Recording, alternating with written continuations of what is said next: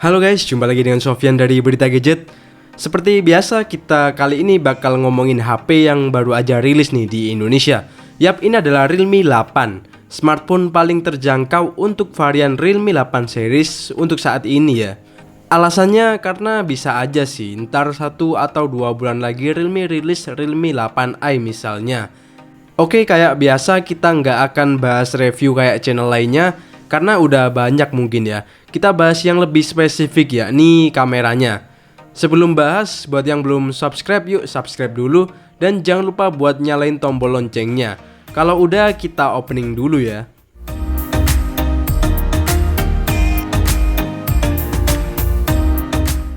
Oke, kita bahas jeroannya dulu. Realme 8 bawa 4 kamera belakang dengan desain yang berbeda dari generasi sebelumnya. Realme 8 bawa kamera utama dengan resolusi 64 megapiksel yang sensornya saya kurang tahu ya ini apa, tapi kemungkinan Samsung. Kamera kedua 8 megapiksel wide angle, kamera ketiga 2 megapiksel makro, dan kamera keempat 2 megapiksel black and white. Kamera-kameranya ini ditunjang oleh ISP dari chipset gaming yakni MediaTek Helio G95. Untuk softwarenya, Realme membekali Realme 8 ini dengan beberapa mode di kameranya seperti Night Mode 64 megapiksel, Stereo Mode, Dual View Video, Slow Motion, Timelapse, Movie, Expert, Pano, Text Scanner, dan Ultra Macro. Tanpa basa-basi lagi, yuk kita lihat gimana hasil jepretannya. Di foto awal-awal ini kita pakai mode auto ya, dengan posisi AI on dan juga mode HDR-nya ini di set auto. Di kondisi daylight ini terlihat kalau kamera Realme 8 ini bagus banget ya dalam menangkap gambar. Dynamic range-nya itu luas, AI-nya juga oke, dan HDR-nya juga bekerja dengan baik. Saya sih suka banget ya dengan reproduksi warna dari Realme 8 ini. Kelihatan fotonya itu agak gonjreng ya, dan cocok banget buat dipamerin di media sosial. Akan tapi kamera wide angle-nya ini agak jauh ya kualitasnya dengan kamera utamanya, tapi hasilnya ya masih cukup oke kok.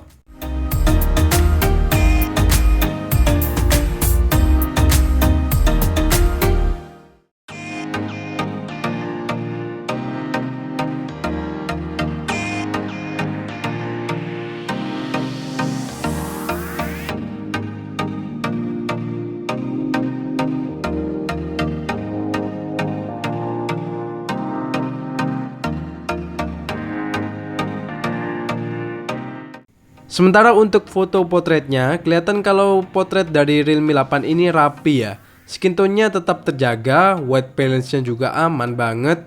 Namun tentu nggak sempurna, karena kalau kita pose yang agak rumit dan background-nya agak rumit kayak gini, nampak kalau bokehnya ini agak kualan di bagian tangan, sehingga mengakibatkan kurang rapi. Tapi menurut saya masih dalam tahap wajar banget sih. Dan jujur mode potretnya ini menurut saya bagus sih buat HP 3 jutaan. Untuk kamera depannya di sini Realme membekali Realme 8 dengan kamera depan 16 megapiksel dengan sensor Sony IMX471. Soal kamera depan daylight saya nggak ada komplain sama sekali karena ya kamera depannya ini udah bagus banget sih. Soal detail dan juga warnanya ya udah bagus.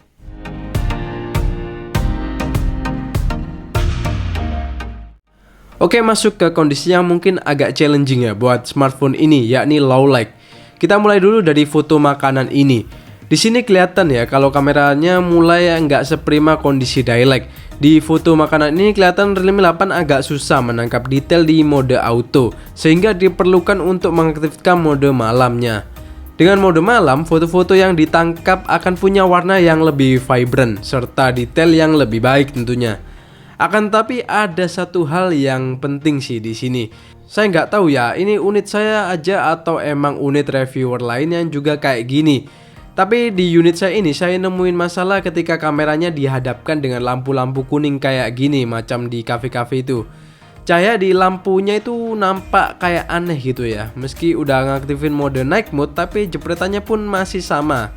Ada lens flare yang mengganggu di sini. Dan sebelum menjepret ini saya udah beberapa kali bersihin lensa kameranya dan hasilnya pun tetap sama aja. Dan udah ada sih update softwarenya sekali, tapi masalahnya ini tetap aja belum hilang. Sepertinya ini emang ada masalah di hardwarenya ya, atau di lensanya ini. Kalau saya lihat di foto Realme 8 di salah satu tech reviewer India ini, nampak kameranya nggak ada masalah dengan lens flare. Jadi mungkin ya unit saya aja ini yang kurang beruntung. Di luar itu kameranya ini asik kok diajak foto malam hari, apalagi ada banyak fitur mendukung fotografi malam hari seperti neon portrait ini.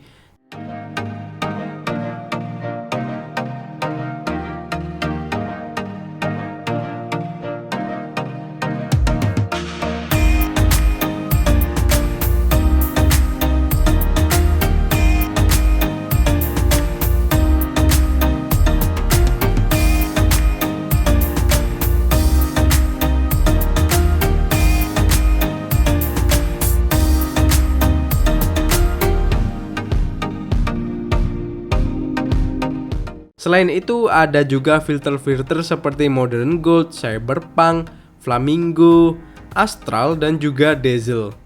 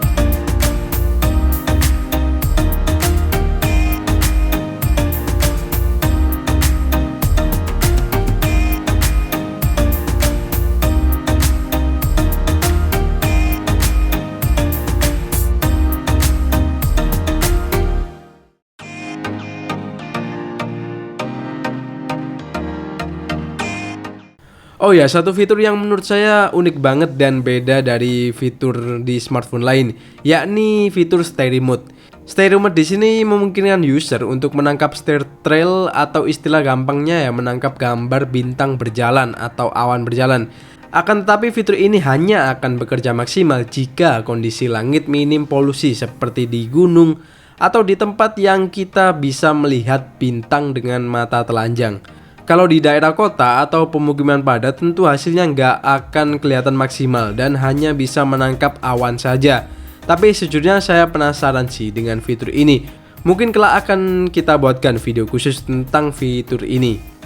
Oke, sekarang masuk ke sektor video. Di sektor video ini ada fitur baru yakni namanya Dual View Video.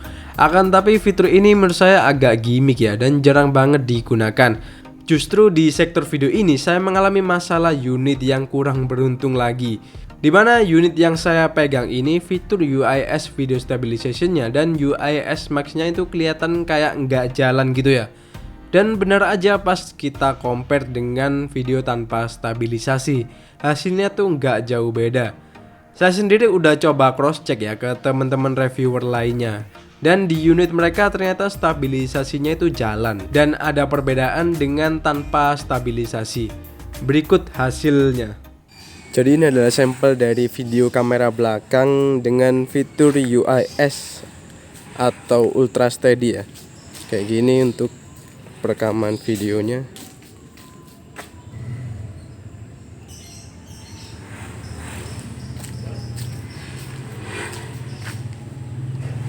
Sementara itu ini adalah sampel dari video kamera belakang dengan UIS Max. Dan ini kondisinya di bawah jalan ya. Untuk resolusinya sih kayaknya agak turun dikit ya.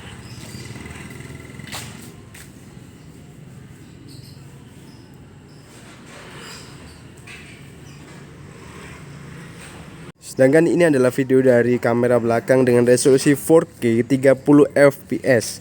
Di sini kelihatan lebih baik ya soal resolusi daripada yang sebelumnya.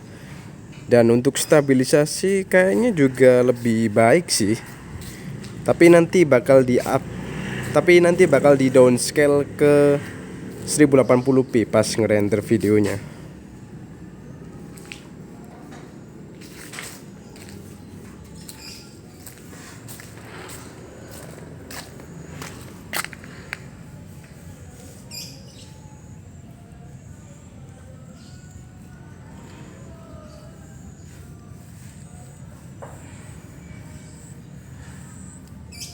Ini adalah sampel dari kamera depan Realme 8 tanpa fitur IIS atau UIS. Dan untuk sampel kameranya ini punya viewing angle yang lebih lebar ya. Dan stabilisasinya seperti ini.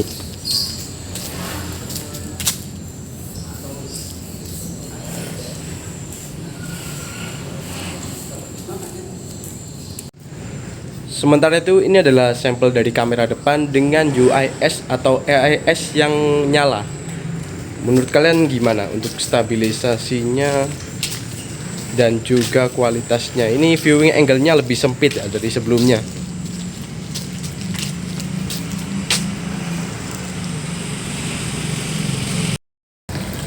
Jadi ini adalah fitur dari Realme 8, yakni dual view video, yang kalian bisa ngelihat viewfinder di depan dan juga di belakang kayak gini ya. Jadi bisa lihat kamera depan dan kamera belakang secara berbarengan.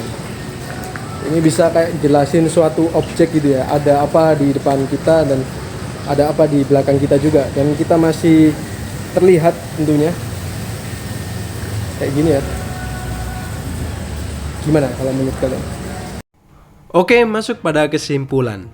Jujur saya sebenarnya di awal bikin video ini agak ragu ya, karena kameranya ini punya banyak faktor yang bisa bikin HP ini kelihatan kurang.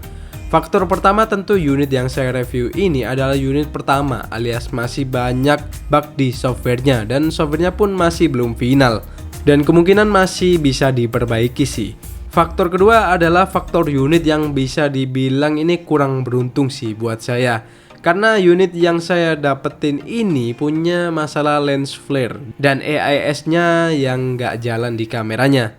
Soal AIS, semoga aja di update software selanjutnya bakal fix sih masalah ini. Akan tapi saya mungkin akan bikin video lagi kalau kameranya ini udah bener alias softwarenya udah bener ya, at least kayak gitu. Soal Realme 8 ini worth it atau enggak? Menurut saya untuk foto dialect dan potretnya ini worth it banget sih buat di harga 3 jutaan. Fotonya bagus dan warnanya juga cakep. Selain itu fitur stereo mode-nya ini saya juga suka sih. Akan tapi soal lens flare dan AIS-nya ini saya sarankan kalian untuk nonton video review dari reviewer lain dan kalian compare apakah hasil dari kameranya ini sama dengan punya kita dan mengalami masalah yang sama atau enggak. Semisal di reviewer lain nggak ada dua masalah tadi, menurut saya HP ini ya sangat-sangat worth it sih buat dipinang. Oke, sekian dulu, mungkin itu aja ya yang bisa saya sampaikan. Sofyan di sini pamit dan kita bakal jumpa lagi di video selanjutnya.